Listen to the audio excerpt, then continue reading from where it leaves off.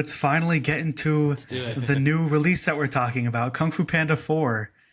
Poe has to find a successor to the Dragon Warrior position, reluctantly, because he will advance to spiritual leader of the Valley of Peace, and then he teams up with a thief named Zhen to fight the Chameleon. Immediately with the movie, I guess, let's start with the basics. But it's like the new character right away with, oh my god, I don't remember the character's name now. But you'd think Zhen? yesterday I would remember this. Zhen? Yeah, Zhen. Yeah. Sorry, else. Yeah.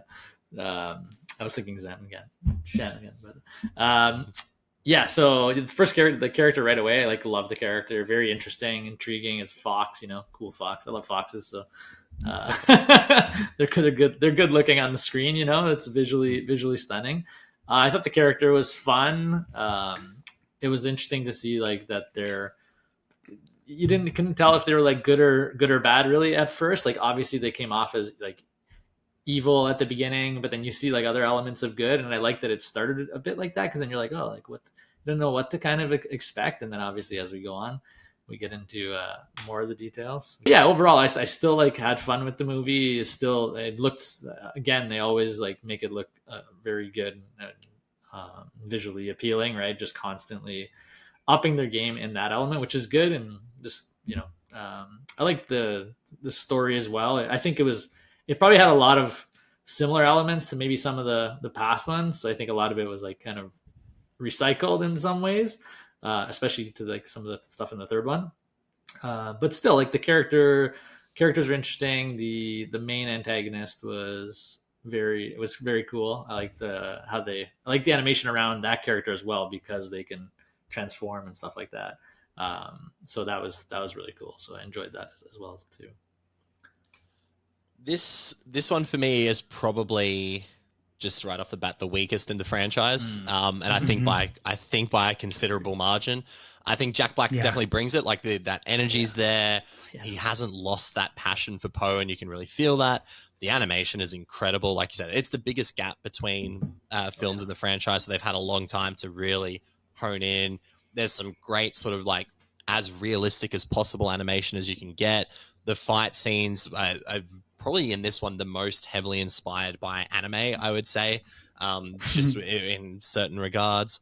And the idea of the Chameleon as a villain is awesome. The shapeshifting into different kung fu masters to adopt their styles. Then you have Viola Davis, who, if you're considering the string of villain voice actors we've had, Viola Davis is absolutely a great addition to that as well. But those sort of three elements that work well don't make up the sum of a whole. And I think you can really feel that in this one. I don't think Chameleon as a villain is as fleshed out as it needed to be fully invested. I don't think we spend a lot of time actually really getting to know characters and where they are this later down in their journey. And there's a little bit too much happening. I think there's too many side character quests. And I guess it's just not a spoiler, but those characters we don't see of the Furious Five until right at the end of the film is kind of really missed. So yeah, I don't know. This one was, I don't think it's a bad movie, and I don't even think comparatively to the other ones it's a bad movie, but it's definitely not going to be featured on any top 10 lists of DreamWorks films, that's for sure.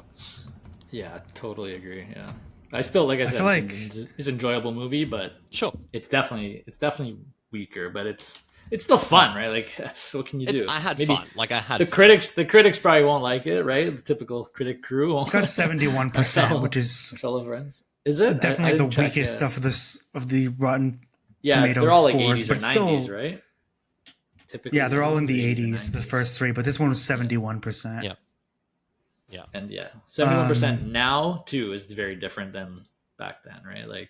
I feel like if the first one came out now, it would be 99%, right, on Rotten Tomatoes, where because it was older, I feel there's kind of ratings inflation almost with movies. So the 71's probably not even that good, right? So the audience score was high. I'm just looking at it now. So everybody, like we said, it's still enjoyable, right? 86% audience score. That's pretty amazing. So it's still a fun movie, right, at the end of the day.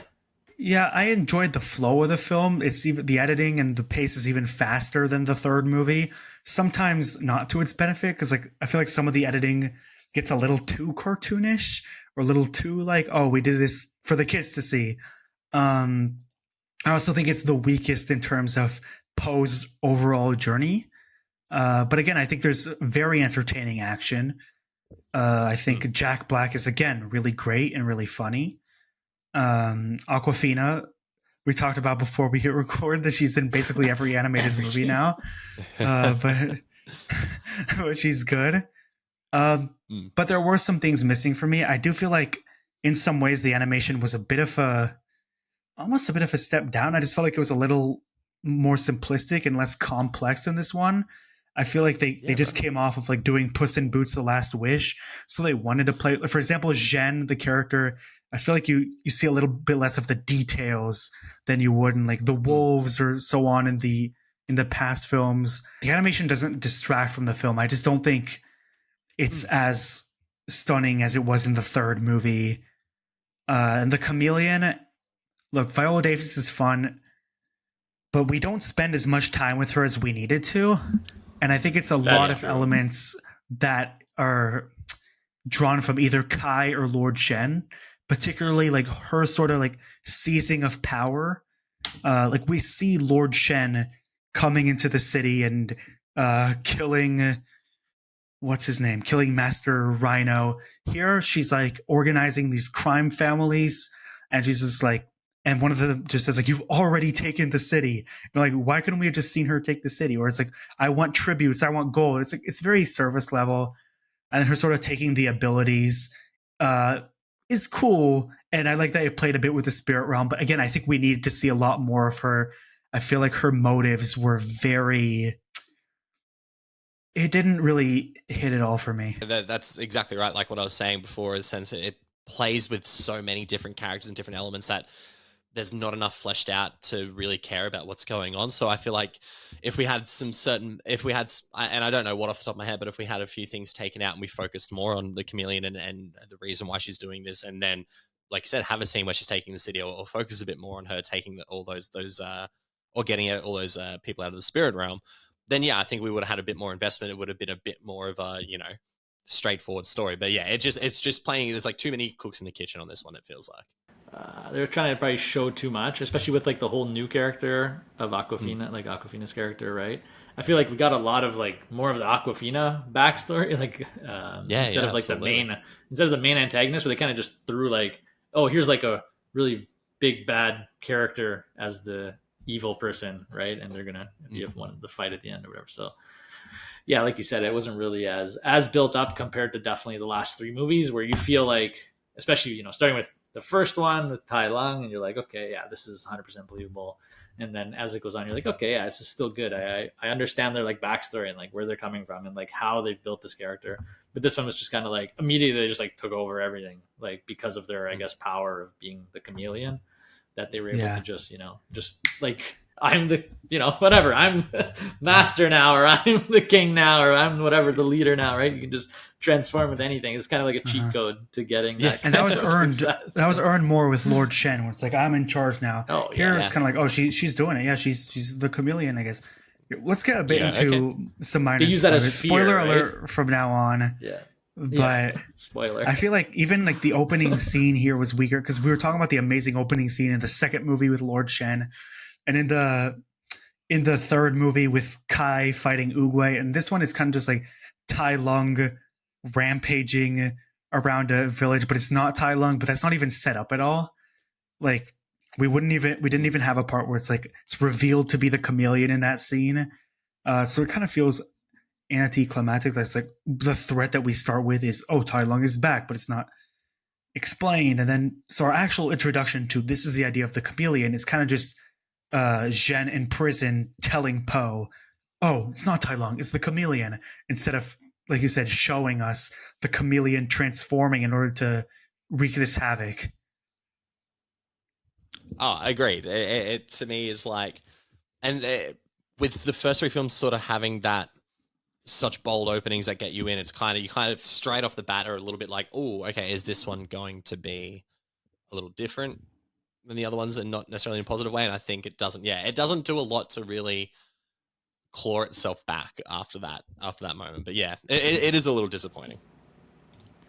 Yeah, I almost felt like I first thought what they were trying to do with this movie is they're trying to make like Jen like the main character or something. Like I thought they were gonna like transition this movie over into like Jen at some point because it seemed like they were just giving Kung Fu like Fox. yeah, like that's what it just seemed like or like a spin-off is coming or something. Like I feel like Sure, yeah. they were going for something like that because maybe like Jack Black doesn't want to do them anymore or something. Like who knows? Like I feel like there's some like element of that where they're trying to pawn it off, even like metaphorically with like the staff as well. Like Yeah. you know, like here you go, like you know, with that whole process too.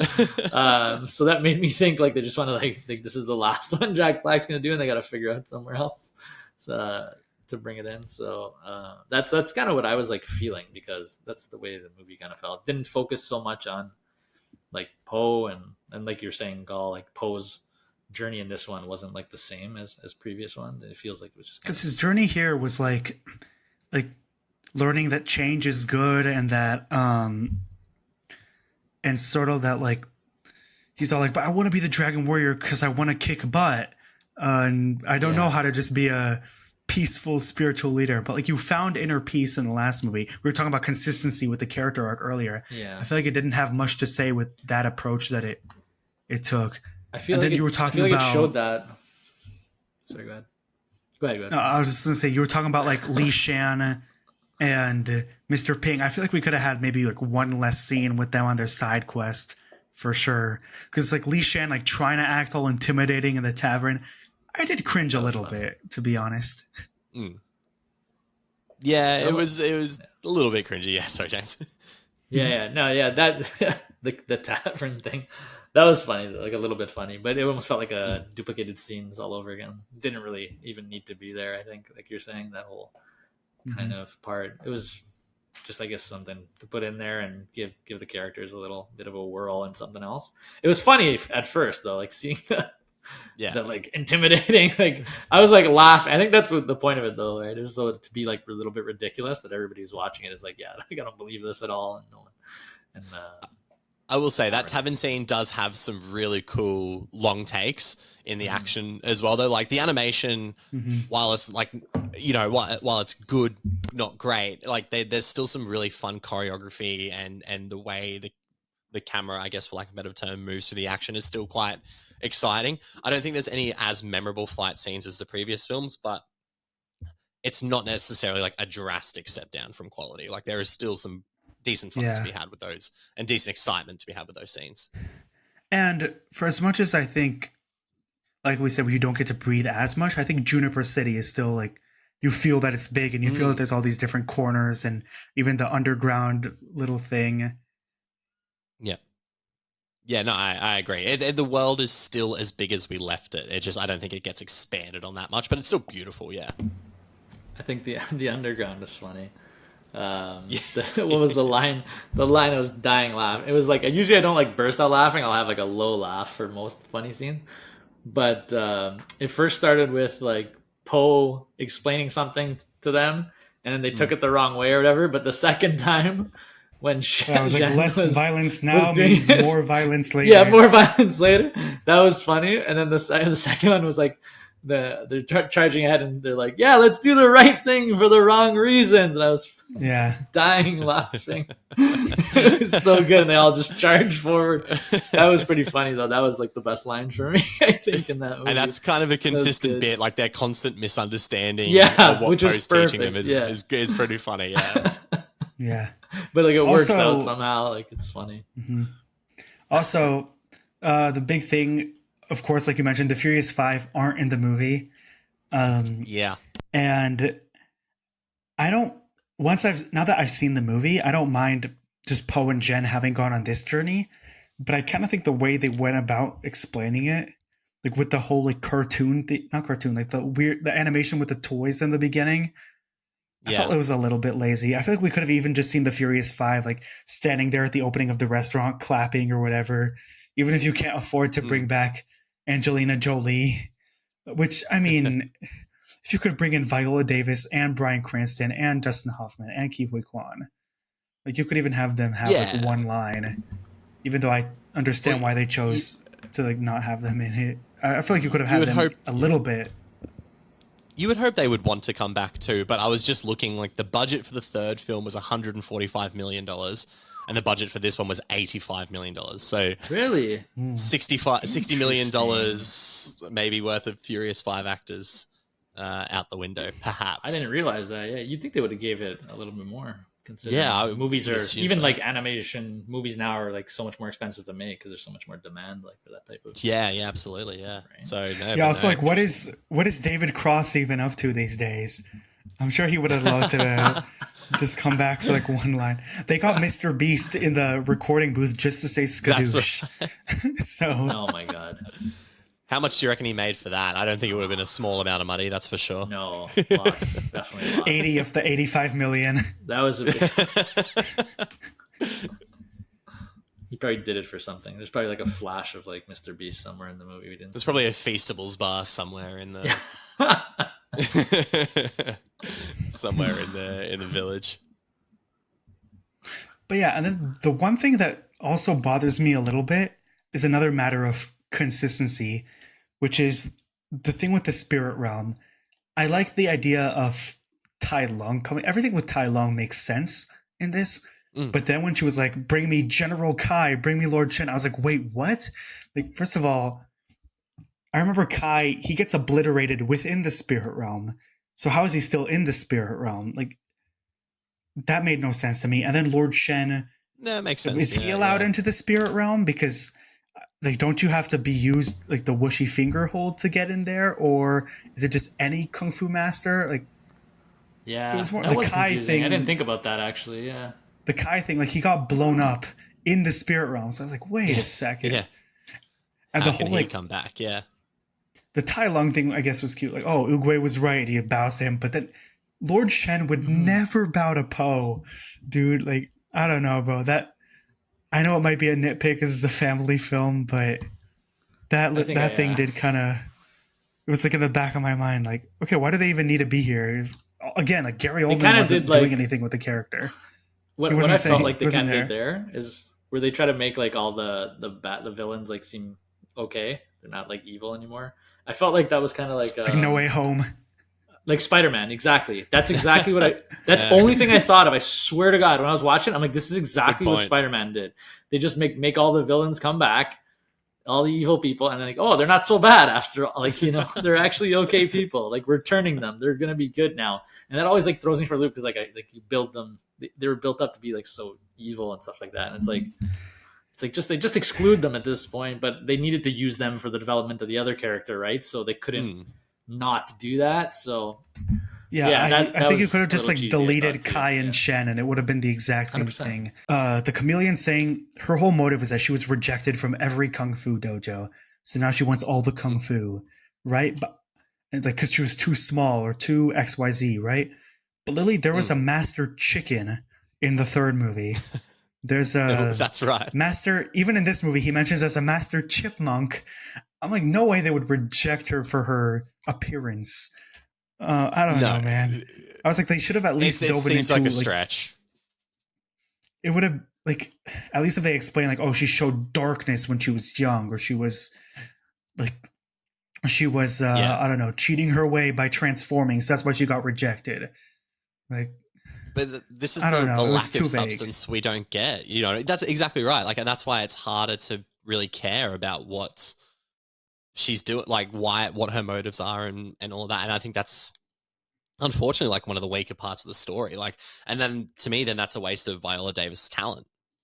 You know what I mean? Like, because she's an incredible actress, and she has that voice, this commanding, intimidating voice when she wants to put it on. It would work perfectly, and it should have fallen into the realm of iconic Kung Fu Panda villains, and it's just short. Yeah, I agree. Falls short. I think you can say that for most of this movie. Just falls short. 100%. It feels like an animated movie that Universal produced. Like, some of the editing or the pace is in line with, like, if you put this next to all the Illumination movies, it would be the best. But it feels like it's a little bit incorporating that style. Of course, at the end, Poe makes his decision. All right, it's time to become spiritual leader. And then he decides that Zhen is his successor. Did that feel earned to you? Like, no. I'm not gonna lie, just no. It's not even I'm like, But, I this mean, for character this- sucks or whatever, but the decision, like, she just Yeah. betrayed him, and then she like did one cool move, and then he's like, okay, when you know, you're the Dragon Warrior. I don't know, man. It's like James was saying earlier. It just feels like the natural progression this film wanted to take. I shouldn't even say natural, and the progression this film wanted to take by forcing it was that Jen is just the next one we're going to get like 3 Kung Fu Panda movies about. You know what I mean? Or a That's what TV it felt series. like, yeah. Yeah. So it doesn't feel earned. No, I don't think so. No, I guess, yeah. I don't know if they're trying to go for like Poe, even like Poe starting off as like, not really, everybody didn't think he earned it either, right? Like he didn't deserve to be the Dragon Warrior or whatever, right? So I thought they were kind of touching on that, but it didn't really make sense in this kind of scenario as much. But Poe wasn't different. betraying people, so yeah, exactly. It was just like It it was would've just like made- they were whatever having a good time, right? And then just got thrust into it and not Exactly. actually like already built up like their personality. it would have made a lot more sense if Jen had really taught him something. Like there's this repeating thing of people repeating these proverbs to each other that they heard from one another or from someone else, which I think was really overused in this movie. But Yeah, I don't know if Jen agree. really taught Poe anything. And I feel like if she had, then that would have felt a lot more earned. The decision that after they've gone through this journey together, she is the Dragon Warrior. It just kind of felt like she's the main character and they beat the bad guy together. It felt sort of like also with the villains, them all coming back, that they were trying to make this one feel like the finale, because the third one was sort of served as that, but it made a lot of money and people like Kung Fu Panda and it's Universal. So like, okay, let's make a fourth one. Let's make this one feel the finale where he's passing down the mantle. So I think that's what they were going for. But I think the execution to make us feel like Shen is the next Dragon Warrior, it didn't feel earned to me. no, I agree. But we did get to hear it Jack doesn't make me Black sing excited, "Baby One More Time." That was so good. which is awesome. That was the which best. is awesome. That was the best. So like, ending why that song I- in a Kung Fu Panda movie? But I'm not going to question it because it's Jack Black It singing. doesn't matter. Yeah. It doesn't, and he kills it. worth I think it. it's literally just the "hit me, baby," like "hit me." It's Yeah. punch. It's close enough. It was I can't awesome. believe how good he does some of these things. It's Oh, just man. amazing what a talent he is too, right? Like, Yeah, like, Absolutely. he carries these movies and like just like make the musician. Like, it's honestly blows my mind. Jack Black's the best. He's incredible. Yeah. I can't say I'm excited to see where Kung Fu Panda goes after this. Like we said with number 3, that felt like such a perfect end for a great trilogy. Mhm. That trilogy's always there, so we have those 3 Kung Fu Panda movies to go back to. Kung Fu Panda 4 is not bad. It's definitely like there's worse movies, but it's just a kind of a disappointing step down in quality across the board. Like the animation is fine, the story is fine. Like Jack Black is the highlight of the film, so if you're a completionist, then sure, yeah, give it a watch. But you got a perfect trilogy there, so you're not losing anything by having Kung Fu Panda 4 there. Yeah, I feel like Yeah, now that it's, I've like, seen fun. it. Go ahead. It's okay. I was gonna say a short thing. It's the same thing, kind of like at the beginning. Like, it's fun and all, but it's definitely not the best. And like I said, to me, the biggest thing was just like it felt like they were just passing the torch on with this one. And yeah, like the 3 was a more satisfying like kind of conclusion. If this is to be the final one, and this is kind of like they went one movie too long, right, kind of thing as the conclusion for that. But I guess we'll see. Like you said, who knows what's the future of the franchise might bring, right? Maybe they restart it in a bunch of years, or maybe they take a different direction or something. Yeah, and we'll see. when they announced it, I was excited because I was like, okay, it's been enough years. Of course. Third one ended well, but you could Yeah. do something cool with it. Animation's advanced. Now that I've seen it, I don't want to say it. Like, sometimes it definitely struggles to justify its existence. Like I said, I think the first 3 are great, and this one plays as like a cute epilogue. But I think now that we've seen this one, the series has definitely run its course, and I don't see how they could make a 5th one as exciting. No, I agree. It's Yeah, I it's think just they have to change it up, or they have to like do something. It has to be different now, right? yeah, absolutely. I Yeah. feel like they're like trying to just do the same thing. They need to bring in some like new creative talent, juice this up to be something else, or like just pass it off to some other panda, another different panda. Maybe if anything, Young I give Shifu Poe like Adventures. if anything, they should give Poe like some kids or something. Like kid pandas that I don't know, something like different. What about all the pandas he trained at the end of number 3? Where are they That's all true. at? Yeah, where are they? Oh yeah, they weren't could've even been- in the background scenes. No, there was nothing. Yeah, It's like, hold on. Nothing. I they showed guess they those. just They went showed back those to the three village little and demons. I guess they just went back to the village and Li Shan stayed because like he's the dad. Yeah, I guess. Yeah, the little guys were funny. Or the little underground Yeah. guys. Those little Slow and three underground guys painful were funny. violence make our tummies They were tingle. funny. Yeah, that was good. That was good. Yeah, that was cute.